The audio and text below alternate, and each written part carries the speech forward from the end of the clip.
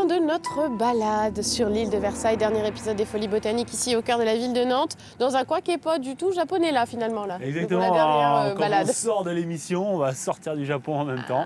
C'est pensé, hein, c'est pensé, voilà.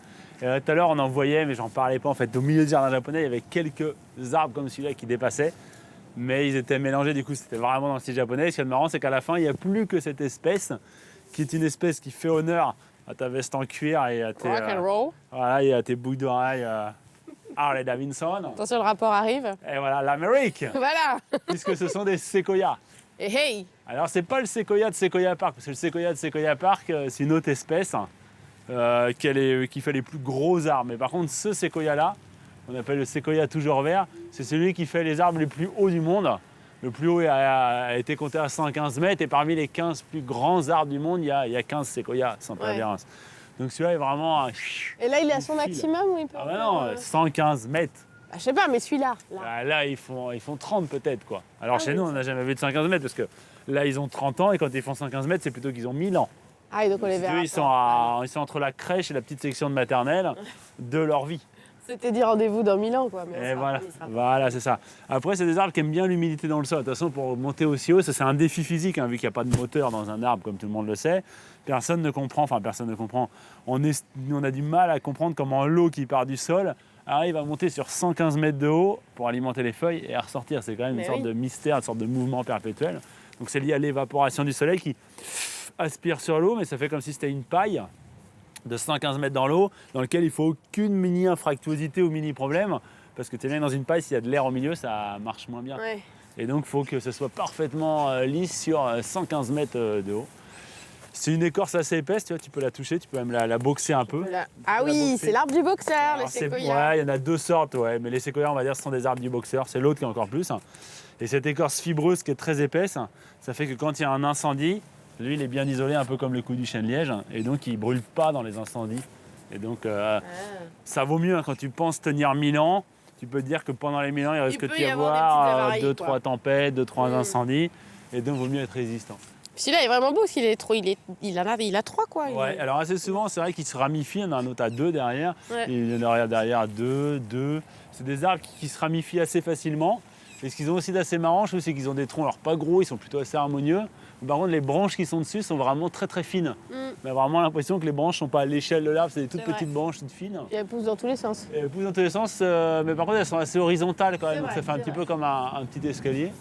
Et on voit bien... donc tu montes, on te regarde. Et les branches côté intérieur, tu vois, elles sont minuscules parce qu'elles n'ont pas eu la lumière, alors que les branches côté extérieur, tu vois, elles sont 5 fois plus grosses. On voit bien, selon que la branche elle a vu la lumière ou pas la lumière, comment elle se développe. Quoi. Ça, c'est une valeur générale dans les arbres, c'est-à-dire qu'il y a toujours le même potentiel. Le bourgeon, il a le même potentiel, sauf que s'il ne voit pas de lumière, il est mal parti. Et s'il croise la lumière, il grandit. Et on a déjà une impression de hauteur là quand même. Quand on se sent déjà tout petit. Puis on a mal à la nuque en plus. Exactement. Et du coup, si on continue en Amérique et qu'on va peut-être dans un des coins les plus mystérieux de l'île, enfin les moins fréquentés de l'île, alors certes, il y a 2-3 choses qui, dans les temps à venir, vont bouger, qui ça donne peut-être pas complètement envie aujourd'hui. Et pourtant, c'est peut-être la meilleure vue de l'île. Et il y a un autre arbre assez étonnant. Faut pousser jusqu'au bout. Voilà. Vraiment. On n'avait pas eu le temps parce que dans le bayou américain au Grand Blotreau, quand on est passé sur la passerelle, ça, on n'avait pas le temps de tout décrire. Mais il y avait cet arbre-là, qui est un autre conifère, qui peut ressembler un petit peu avec ce côté tronc élancé, branche à l'horizontale. Celui-là, par exemple, peut-être ressembler un petit peu. Avec les feuilles, en tous les cas, qui sont très ressemblantes, qui ressemblent à des feuilles d'if un petit peu. Ça a l'air tout doux. Et ouais. Exactement, elle est plus douce parce qu'en fait, les feuilles sont moins dures, enfin les petites tiges sont moins rigides. Elles vont roussir à l'automne, là. Elles vont rougir, ils vont être super bientôt rouges et elles vont tomber. C'est un des seuls conifères qui perd ses aiguilles, en fait. Et comment il s'appelle alors? Si, le cyprès chauve. Exactement, le cyprès chauve parce qu'il est chauve en hiver. On croirait que ce serait une aromatique presque. Voilà. Et très souvent mis en gros avec les saules pleureurs dans les grands parcs romantiques au bord de l'eau quand il devient rouge avec les branches qui pendent dans l'eau, tu vois, qui vont jusqu'à effleurer l'eau comme ici, ça c'est toujours beau. Et sa dernière particularité... Ça va devenir dangereux la romarique, attention. Ouais, mais on va prendre. Et donc la très belle vue sur l'Erdre en face. Et sa particularité, c'est ses racines qui ressortent comme ça Ça, c'est des racines, Comme des petits moignons. exactement, ou des petits genoux, ça lui sert à se tenir et surtout à respirer en dehors de l'eau. C'est l'arbre du bayou américain, c'est l'arbre de la Louisiane qui est toujours inondé. Et donc on appelle ça des pneumatophores. C'est des sortes de poumons racinaires qui vont sortir de l'eau et qui sont vraiment spécifiques que de cet arbre-là, du cyprès chauve.